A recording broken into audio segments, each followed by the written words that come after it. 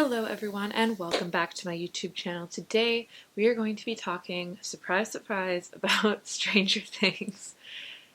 Anyone who has seen a single one of my YouTube videos knows that I'm obsessed with Stranger Things. I love it more than any other piece of media ever created. I love it more than any of my favorite songs or movies or books or plays or musicals, anything. I love Stranger Things. It's simply the piece of media that I've connected to the most on so many different levels, and for that reason it just means a lot to me. But as the fifth and final season approaches, it's worth asking, is there anything that could happen in these last 8 episodes that could ruin the show for me? Let's discuss. First, what exactly do I mean when I say ruin?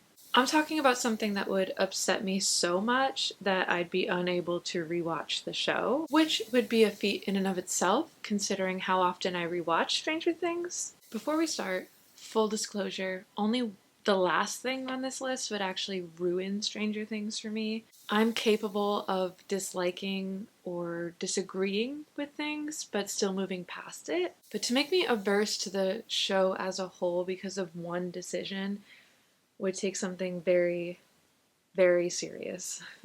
So most of these are like theoreticals that would seriously damage how I feel about the show, but they might not ruin it entirely for me. I wouldn't know until it happened. But only the last thing on this list I do know before it potentially happening, and I don't think it will, but that would do lasting damage to my psyche. But everything else I might be able to move past. It depends on how it happens, if it happens, etc. Number 1 on this list, and these are in no particular order, by the way, Jonathan dying.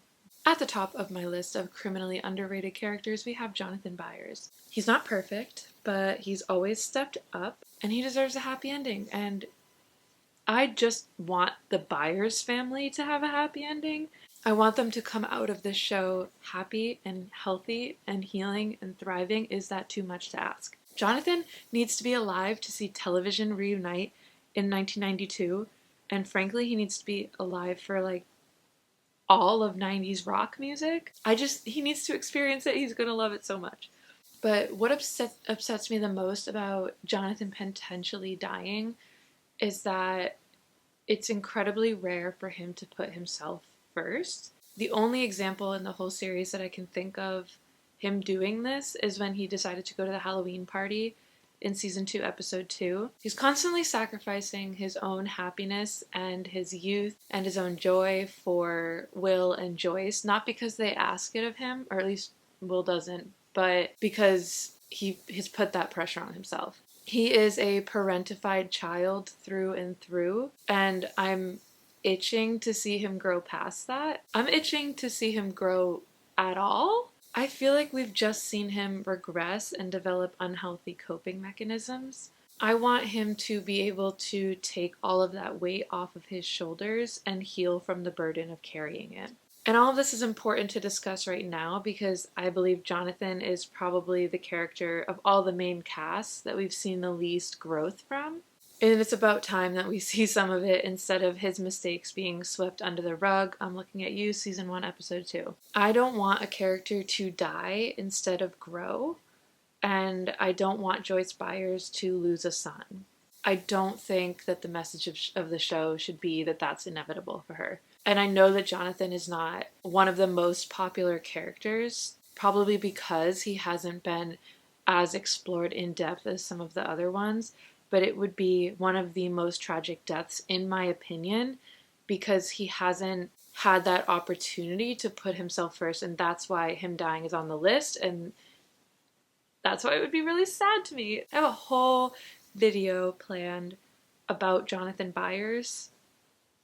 Stay tuned for that. Speaking of deaths, the next item on the list, an unnecessary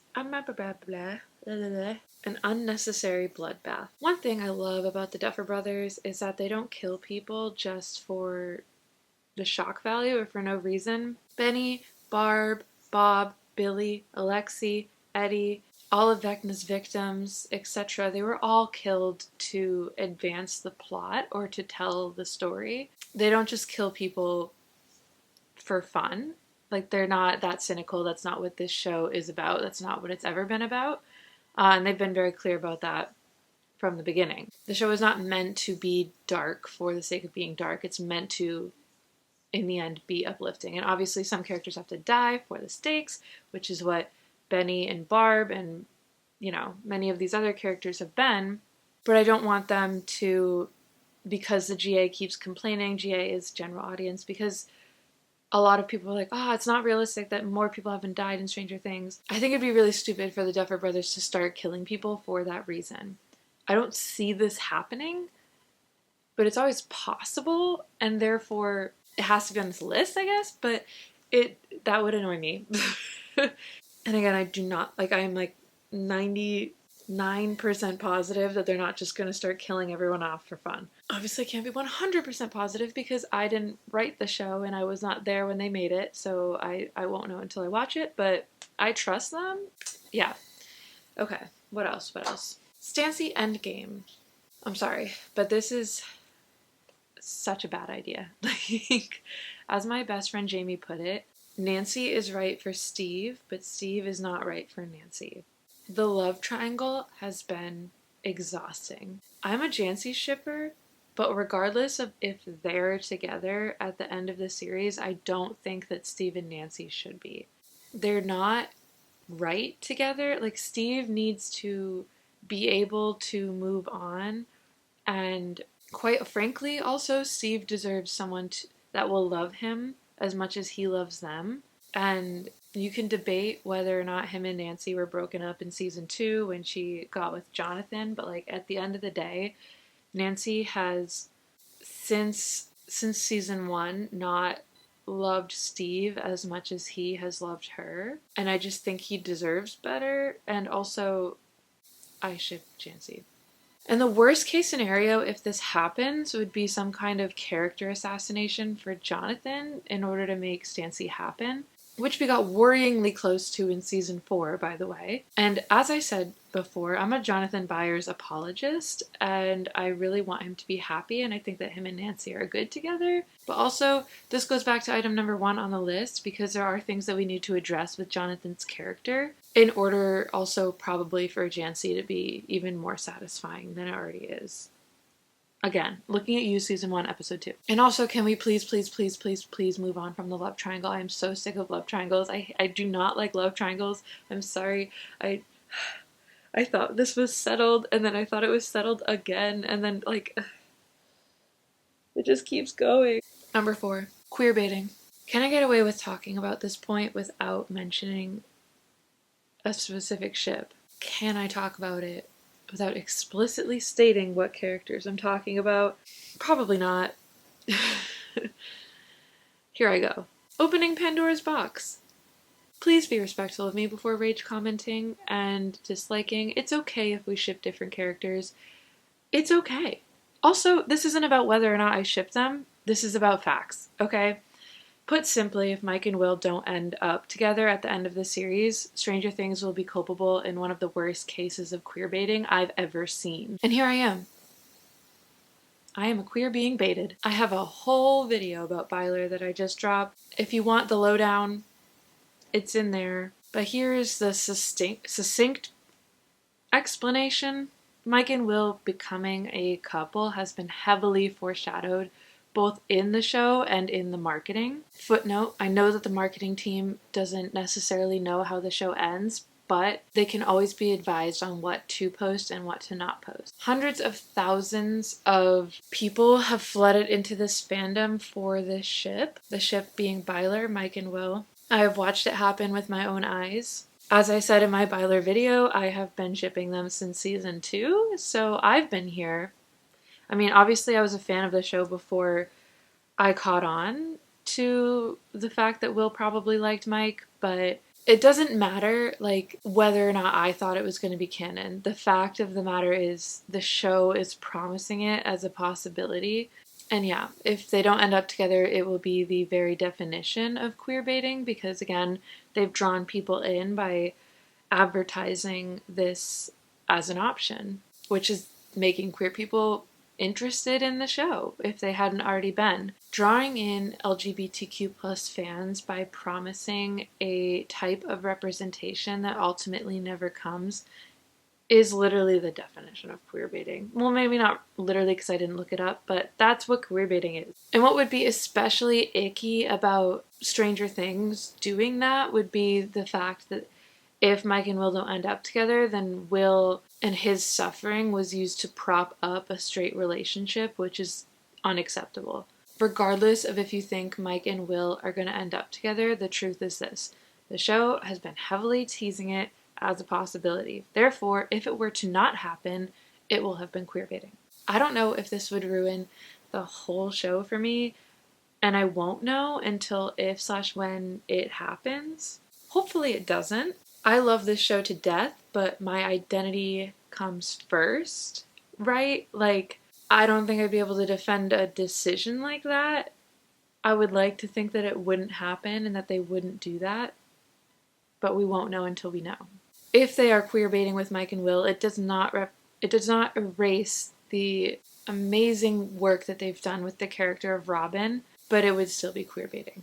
And now, the one thing that would actually ruin Stranger Things for me, Will Byers not having a happy ending. I know. I've been a Will Byers stan since day one, so I sound biased. But let me break it down for you. Will dying or ending the series in any other way but happy and healing would go against all the themes of the show. Stranger Things is about uplifting outcasts. It's about showing that being a freak is the best and you're better for being different. In the series, Will is the ultimate outcast. He's an outcast amongst the outcasts, if you will. He has suffered this entire series. Since before the title sequence of Season 1, Episode 1, Will has been unable to attain a period of lasting joy on screen. And even before that, we know he suffered abuse at the hands of his father and bullying at the hands of the whole town. He was repeatedly traumatized before our very eyes in the most horrifying, violating ways. And in the seasons where the Upside Down and Vecna aren't directly targeting Will, we still see that he's experiencing the agony of being closeted, made worse by the fact that he's closeted in a small town in the 80s. And on top of that, during those seasons, he's also dealing with the trauma of everything else he already just experienced. It's been a running joke since Season 1 that Will Byers deserves a break, but even when he's gotten a break, it hasn't been a break for him at all. It's just been less screen time. Will Byers not getting a happy ending would send a clear message that as a queer, traumatized, ostracized person, he was not able to attain healing, peace, and joy. Stranger Things would no longer be about uplifting outcasts. It would be about watching one suffer to the point of death, and a child at that. And as I have said 100 times on this channel, I see myself in Will Byers. For some unknown reason, from that very first D&D scene, I saw myself in Will. And over the years, as his character has become more fleshed out, that connection has grown stronger and stronger and deeper and deeper. I know that this is a fictional character in a fictional world conjured up by two dudes that I don't know. But if Will Byers doesn't get a happy ending, it will inevitably feel like I'm being told that I won't be able to have a happy ending. His joy and healing are something that I need to see. I've alluded to it, and I won't get into it, but I have severe struggles with mental health, and it may not always be healthy, but latching on to fictional characters and stories is something that helps me cope. I did it with Tony Stark, and when he was told you can rest now on his deathbed after suffering from panic attacks and PTSD and grief, implying that he would never be able to find peace while alive, it messed me up. I was averse to Marvel for a while after that. I needed to seek out new characters within Marvel and also just avoid the Infinity Saga as a whole for years. I needed to see Tony have a happy ending, and the alternative was crushing. And yes, it was obvious to a lot of people that he was going to have the ending he was going to have, but I was holding out hope that wouldn't be the case. And you can say, Emmy, that's your problem. Why are you taking it so personally? XYZ. And to that I say, leave me alone. You don't know what it's like in here. If you had this brain, you would be doing the exact same thing. Anyway, it's a running joke with my friends that all of my favorite characters die. I don't know why I have such bad luck with that, but usually I'm able to move on. Sometimes, actually, their tragedy is what draws me to them even more. But in select cases, like with Tony and now obviously with Will, finding that ever evasive happy ending is so important that I feel like it would ruin everything if it were to not happen. So if Will Byers doesn't have a happy ending, I worry that the very thought of Stranger Things would make me sick to my stomach. But thankfully, I trust Matt and Ross Duffer and their talented team of writers on Stranger Things, and I trust Noah, who has said that he's satisfied with Will's ending, and that season 5 is about him finding a voice and learning that it's okay to be himself. So hopefully Stranger Things isn't ruined for me, but we won't know until we know. Alright, that's my list. We will circle back after Stranger Things 5 and see if any of these things happened and if they did have the effect on me that I feared they would. What would ruin the show for you? Please let me know in the comments down below and subscribe if you want to see more of my Stranger Things content going forward. I will be reacting to the episodes as they come out. It will probably take me a long time to post them because, to be real, I'm a one-person team and it takes a long time to edit stuff like that. So I'm going to ask you for your patience, but I will be reacting to them. And I promise it won't take me 3 years to post them. Alright, have a good day, everyone. Bye. And if you're the Duffer Brothers, I swear to God, if you do any of that, I'll be so upset with you. Ah!